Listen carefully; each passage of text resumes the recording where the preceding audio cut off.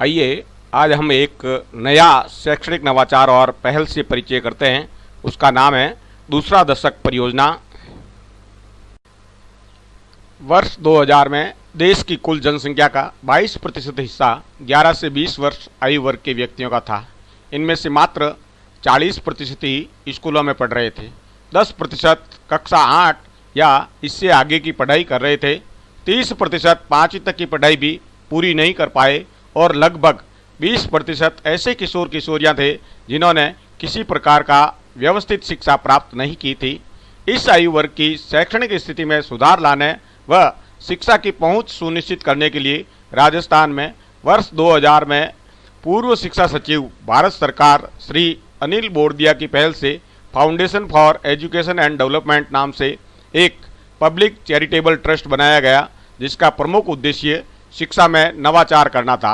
जून 2001 में इस ट्रस्ट द्वारा बाप, जोधपुर व किशनगंज बारा विकासखंड में दूसरा दशक परियोजना प्रारंभ की गई, जिसका विस्तार ग्रामीण क्षेत्र के 9 विकासखंडों पिशांगण अजमेर, बाप जोधपुर, किशनगंज बारा, पाली पाली, देसुरी पाली, पिंडवाड़ा सिरोही, अबू रोड सिरोही, बस्सी जयपुर और लक्ष्मणगढ़ अलवर तक किया गया।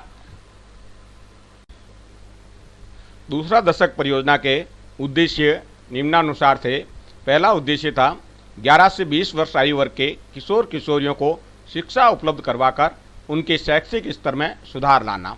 दूसरा, किशोर किशोरियों में होने वाले शारीरिक एवं भावनात्मक बदलाव से पैदा होने वाली विशेष जरूरतों को पूरा करने के प्रयास करना। तीसरा उद्देश्य है प्रजनन एवं मातृत्व स्वास्थ्य में सुधार करना तथा HIV, एड्स जैसे यौन रोगों के प्रति जागरूकता पैदा करना। चौथा, इसी उम्र की अत्यधिक ऊर्जा एवं कल्पनाशीलता को बनाए रखते हुए घर, समाज और लोकतांत्रिक ढांचे में सकारात्मक बदलाव करने के लिए इन्हें अवसर प्रदान करना। और पांचवा उद्देश्य है युवाओं के संगठन तैयार करके वंचित वर्ग के हितों से जुड़े लोक अधिकारों को हासिल करना। दूसरा दशक परियोजना की रणनीति कार्यों के लिए इस प्रकार से रही है। सबसे पहला, नियोजन, क्रियान्वयन और समीक्षा में ग्रामीण समुदाय, किशोर किशोरियां व सभी कार्यकर्ताओं की सहभागिता सुनिश्चित की गई है। दूसरा, ग्राम, संकुल और ब्लॉक स्तर पर सभी कार्मिकों को स्वतंत्र निर्णय लेने का अधिकार दिया गया है और विकेंद्रीकरण का सहारा लिया गया है। तीसरा, इस परियोजना में गुणवत्ता से किसी प्रकार का समझौता नहीं किया जाता है। चौथा, इसमें राज्य, जिला, ब्लॉक, संकुल तथा गांव स्तर पर कार्यक्रम की सतत समीक्षा कर तदनुसार नियोजन कार्य किया जाता है। और पांचवा, परियोजना के लाभार्थी, वित्तीय सहयोगी एवं देश के प्रति ये सभी जो परियोजना के कार्मिक जवाबदेह हैं, परियोजना सूचना के अधिकार के दायरे में स्वेच्छा से शामिल हुई हैं। दूसरा दशक परियोजना अपने आप में एक अनूठी परियोजना है। इसकी कुछ विशेषता हैं। पहला है मूल्य। दूसरा दशक परियोजना का विश्वास संवैधानिक मूल्यों जैसे न्याय, समानता, स्वतंत्रता, बंधुता, समाजवाद, लोकतांत्रिक व धर्मनिरपेक्षता आदि में निहित है। दूसरा, कार्य संस्कृति। इस परियोजना में कार्यरत व्यक्तियों के पद नाम आवश्यकता अनुसार अलग अलग हैं, लेकिन एक स्तर पर सभी कार्मिक कहलाते हैं। प्रशिक्षणों में सभी पदाधिकारी व कार्यकर्ता एक ही जाजम पर बैठकर प्रशिक्षण लेते हैं। कार्य संचालन में गांव स्तर से राज्य स्तर तक, नीचे से ऊपर व ऊपर से नीचे की ओर समानांतर संवाद चलता है। ब्लॉक स्तर पर ब्लॉक के परियोजना निदेशक अपनी टीम के साथ निर्णय लेते हैं। तीसरा, दूसरा दशक परियोजना में कार्यरत कार्मिकों की सेवाओं में जेंडर असंवेदनशीलता, जातिगत व धर्मगत भेदभाव व वित्तीय अनियमितता के मामलों में कोई समझौता नहीं किया जाता व दोषी की सेवा तुरंत प्रभाव से निरस्त की जाती है। दूसरा दशक परियोजना की प्रमुख गतिविधियां इस प्रकार से थी। पहला, शिक्षा क्रम निर्माण। 11 से 20 वर्ष के किशोर किशोरियों के लिए 4 माह के आवासीय प्रशिक्षण शिविर व जीवन कौशल प्रशिक्षणों के आयोजन हेतु उद्देश्यों पर आधारित शिक्षा क्रम तैयार किए गए। दूसरा, आवासीय शिविर।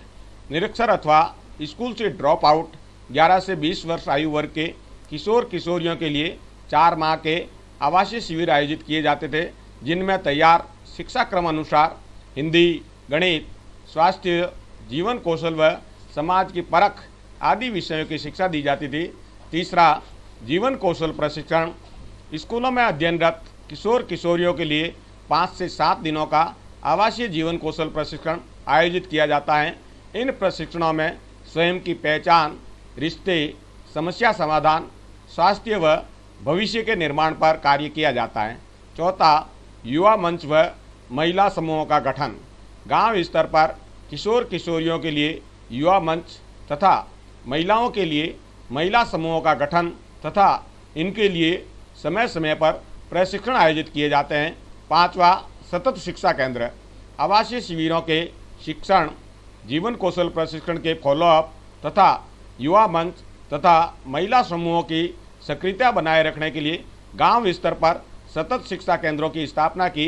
इनके संचालन में समुदाय का सहयोग प्राप्त होता है। दूसरा दशक परियोजना की उपलब्धियां निम्नानुसार थी।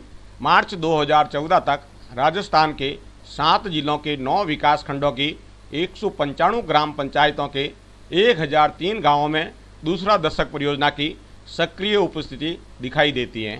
प्रत्यक्ष रूप से लगभग 17,500 एवं अप्रत्यक्ष रूप से करीब 35,000 किशोर किशोरियों के साथ कार्य व प्रशिक्षण किए गए हैं। तीसरा, 342 गांवों में युवा मंच तथा 307 गांवों में महिला समूह का गठन हुआ है। इन संगठनों से लगभग 7,000 सक्रिय युवा व महिलाएं जुड़ी हुई हैं। लगभग 7,000 किशोर किशोरियों को 4 माह के आवासीय शिविरों में प्रशिक्षित किया गया है। दूसरा दशक परियोजना के संगठन में कुछ बदलाव किया गया है। अब दूसरा दशक परियोजना में गठित युवाओं व महिलाओं के संगठन को अब युवा शक्ति संगठन एवं जागृत महिला संगठन नाम से जाना जाता है। इनके कार्यों में सामाजिक बदलाव के चिन्ह दिखाई देने लगे हैं। ये संगठन विकास के मुद्दों जैसे सूचना का अधिकार, रोजगार का अधिकार, भोजन का अधिकार, पल्स पोलियो आदि पर कार्य करते हैं। मलेरिया, अकाल से मौत, कुपोषण तथा बंधुआ मजदूरों को मुक्त कराने जैसे मुद्दों पर भी इन संगठनों द्वारा आवाज़ उठाई गई है। दूसरा दशक परियोजना के लिए बहुत सारी चुनौतियां हैं। पहली चुनौती है 4 मास के आवासीय शिविर में प्रशिक्षित किशोर किशोरियों की सतत शिक्षा के प्रयास ग्राम स्तर पर केंद्र खोलकर फॉलोअप शिविर लगाकर व व्यक्तिगत संपर्क करके किया जाता है, लेकिन सभी संभागियों का सुव्यवस्थित फॉलोअप व उनकी सतत शिक्षा की व्यवस्था करना एक चुनौती है। दूसरा, बदलती प्राथमिकताएं। किशोर किशोरियों की आवश्यकताएं तथा प्राथमिकताएं क्षेत्र एवं परिस्थिति के अनुसार बदलती रहती हैं। अतः उनकी आवश्यकता आधारित प्रशिक्षणों के विषय किसी निश्चित सूची से संबंध नहीं रहते। अलग अलग क्षेत्रों में अलग अलग विषयों पर प्रशिक्षण देना एक चुनौती है। तीसरा, आजीविका। किशोर व युवा वर्ग की एक प्रमुख आवश्यकता है जीवन यापन हेतु आजीविका की व्यवस्था, जिसको पूरा करना दूसरा दशक की प्राथमिकताओं में नहीं रहा, लेकिन कौशल प्रशिक्षणों में युवक युवतियों को जोड़ा गया है। चौथा है विविधता।